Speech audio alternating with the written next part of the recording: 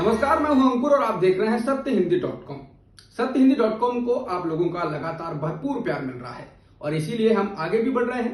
अगर आप चाहते हैं कि हम इसी तरीके से आपको सच दिखाते रहें तो आपको एक काम करना होगा और वो है डिस्क्रिप्शन में दिए हुए लिंक पर क्लिक करिए। चलिए अब एक नजर डाल लेते हैं अब तक की सुर्खियों पर। भोपालियों को लेकर विवादित बयान देने पर द कश्मीर फाइल्स के निर्देशक विवेक अग्निहोत्री के खिलाफ पुलिस में शिकायत दर्ज की गई है। उन्होंने एक साक्षात्कार में कहा था कि भोपालियों को अक्सर समलैंगिक माना जाता है। मुंबई के वर्सोवा पुलिस स्टेशन में 27 वर्षीय पीआर मैनेजर रोहित पांडे ने शिकायत दर्ज कराई है। इंडिया टुडे की रिपोर्ट के अनुसार शिकायतकर्ता मध्य प्रदेश के भोपाल के रहने वाले हैं और उन्होंने इस मामले में तत्काल एफआईआर दर्ज करने की मांग की है। एक साक्षात्कार में अग्निहोत्री ये कहते हुए दिख रहे हैं, मैं भोपाल में पला बड़ा हूँ लेकिन मैं भोपाली नहीं हूँ, क्योंकि उनका एक अलग अंदाज होता है। मैं कभी आपको अकेले में समझाऊंगा। आप चाहें तो कभी किसी भोपाली से पूछ सकते हैं, किसी को बोलो ये भोपाली है, इसका सीधा सा मतलब है ये होमोसेक्सुअल है, मतलब नवाबी शौक वाला। उनके इस बयान के बाद विवाद हो गया है। समाजवादी पार्टी के परिवार में जारी तनाव एक बार फिर बढ़ने के संकेत हैं। पार्टी के वरिष्ठ नेता शिवपाल सिंह यादव ने अब कहा कि उन्हें विधायक दल की महत्वपूर्ण बैठक के लिए आमंत्रित नहीं किया गया था, जिसमें अखिलेश यादव को सर्वसम्मति से विधानसभा में विपक्ष का नेता चुना गया। शिवपाल ने कहा कि मुझे बैठक के बारे में कोई जानकारी नहीं दी गई। मैंने सपा नेताओं से संपर्क करने की कोशिश की लेकिन मुझे इस बारे में कोई जानकारी नहीं मिली। जसवंत नगर सीट से सपा के टिकट पर विधायक बने शिवपाल ने कहा वो पार्टी की इच्छा के अनुसार काम करेंगे, लेकिन साथ ही आश्चर्य भी जताया कि उन्हें बैठक में क्यों नहीं बुलाया गया जबकि अन्य सभी विधायक थे। सपा संरक्षक मुलायम सिंह यादव के छोटे भाई शिवपाल ने कहा कि उन्होंने पार्टी के चुनाव चिन्ह साइकिल पर चुनाव लड़ा, यहां तक कि करहल और कई अन्य जगहों पर इसके लिए प्रचार भी किया। उन्होंने कहा कि इसके बावजूद मुझे नहीं पता कि मुझे विधायक दल की बैठक के बारे में सूचित क्यों नहीं किया गया। उन्होंने कहा कि मैं समाजवादी पार्टी के साथ साथ अपनी पार्टी के अपने समर्थकों से लेकर सबसे बात करूंगा। उन्होंने कहा कि मुझे अपने भविष्य के बारे में अभी कुछ नहीं कहना है। केंद्र की मोदी सरकार ने प्रधानमंत्री गरीब कल्याण योजना को 6 और महीने के लिए बढ़ा दिया है, जिसके बाद इस योजना के तहत गरीबों को मिलने वाला 5 किलो मुफ्त राशन अब सितंबर तक जारी रहेगा। पीएम मोदी के ट्विटर हैंडल से ट्वीट कर कहा गया है कि भारतवर्ष का सामर्थ्य देश के एक एक नागरिक की शक्ति में समाहित है। इस शक्ति को और मजबूती देने के लिए सरकार ने प्रधानमंत्री गरीब कल्याण अन्न योजना को 6 महीने और बढ़ाकर सितंबर 2022 तक जारी रखने का फैसला किया है। देश के 80 करोड़ से अधिक लोग पहले की तरह इसका लाभ उठा सकेंगे। कर्नाटक से उठा हिजाब विवाद अब मध्य प्रदेश तक पहुंच चुका है। यहां पर एक वीडियो सोशल मीडिया पर तेजी से वायरल हुआ। वायरल वीडियो में छात्रा हिजाब पहनकर क्लासरूम में नमाज पढ़ रही है। Viral video doctor Hari Singh Gaur केंद्रीय विश्वविद्यालय का बताया जा रहा है। वीडियो सामने आने के बाद बवाल मच गया। एक दक्षिणपंथी समूह हिंदू जागरण मंच ने विश्वविद्यालय प्रशासन से छात्रा के खिलाफ कार्रवाई करने की शिकायत की, जिसके बाद विश्वविद्यालय ने कहा कि उसने जांच के आदेश दिए हैं। कुलपति नीलिमा गुप्ता ने कहा इसकी जांच के लिए एक कमेटी बनाई गई है, जिसके साथ ही छात्राओं से कहा गया कि वे घर में धार्मिक पूजा करें। विश्वविद्यालय पढ़ाई के लिए होता है। कांग्रेस पार्टी ने अब देश में बढ़ती महंगाई के खिलाफ देश भर में विरोध प्रदर्शन करने का फैसला किया है। कांग्रेस के महासचिवों एवं प्रदेश प्रभारियों की शनिवार को बैठक हुई। इस बैठक में निर्णय लिया गया है कि 31 मार्च को महंगाई के खिलाफ कांग्रेस का देशव्यापी आंदोलन होगा। साथ ही बैठक में थाली बजाओ महंगाई भगाओ का नारा दिया गया। कांग्रेस के मुख्य प्रवक्ता रणदीप सुरजेवाला ने प्रेस कॉन्फ्रेंस कर कहा कि जिस भयानक गति से लोगों की जेब काटने का धंधा बीजेपी और मोदी सरकार कर रही है, उससे आज साधारण जनमानस, गृहिणियां, मध्यम वर्ग, नौकरी पेशा हर घर पीड़ित है।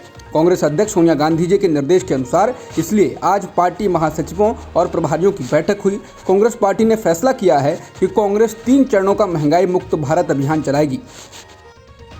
कांग्रेस के मुख्य प्रवक्ता रणदीप सुरजेवाला ने कहा कि पिछले 8 सालों में डीजल पर 531% एक्साइज ड्यूटी बढ़ाई गई, जबकि पेट्रोल पर 203% एक्साइज ड्यूटी बढ़ाई जा चुकी है। सुरजेवाला ने कहा कि याद करिए जब सरकार मनमोहन सिंह की थी तब कच्चे तेल के दाम 108 से $140 प्रति बैरल थे, लेकिन देश में तब डीजल 55 रुपये 49 पैसे और पेट्रोल के दाम 71 रुपये थे। लेकिन अब फिर से कच्चे तेल के दाम $108 प्रति बैरल पर पहुंचे हैं। तो इस सरकार में पेट्रोल का दाम 98 रुपये 61 पैसे और डीजल के दाम 89 रुपये 37 पैसे हो चुके हैं। सुरजेवाला ने कहा कि मोदी सरकार ने 8 साल में देशवासियों की जेब से 26 लाख करोड़ रुपए की लूट की है। मोदी सरकार ने जनता की जेब काटकर अपना खजाना भरा है। पेट्रोल डीजल की कीमतों में आज एक बार फिर बढ़ोतरी की गई है। आज भी पेट्रोल डीजल की कीमत में 80 पैसे प्रति लीटर का इजाफा किया गया है। चुनाव के दौरान कोई बढ़ोतरी नहीं हुई थी, लेकिन अब जब चुनाव खत्म हो चुके हैं तो पिछले 5 दिनों में पेट्रोल और डीजल की कीमत 3 रुपये 20 पैसे प्रति लीटर बढ़ चुकी है।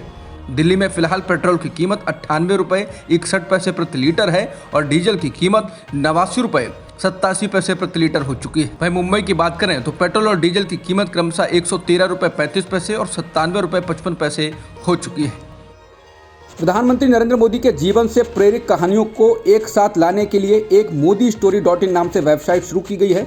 इसका उद्घाटन महात्मा गांधी की पोती सुमित्रा गांधी कुलकर्णी ने किया है। इस वेबसाइट पर प्रधानमंत्री मोदी के साथ काम करने वाले और उनके बारे में जिनके पास प्रेरक कहानियां हैं वो कहानियां बताएंगे। केंद्रीय मंत्री स्मृति ईरानी ने इसको ट्विटर पर साझा करते हुए लिखा है कि धैर्य और अनुग्रह की कहानियां, व्यक्तिगत मुलाकातों की यादें, बातचीत जो एक मिलनसार व्यक्तित्व, एक निर्णायक राजनीतिक व्यक्तित्व के बारे में बताती हैं, वो कहानियां जो अभी भी अनकही और अनसुनी हैं। बीरभूम हिंसा मामले में सीबीआई ने एफआईआर में 21 संदिग्धों को नामजद किया है। इसने कहा कि हिंसा के दौरान घरों में आगजनी लोगों की हत्या करने के इरादे से की गई थी।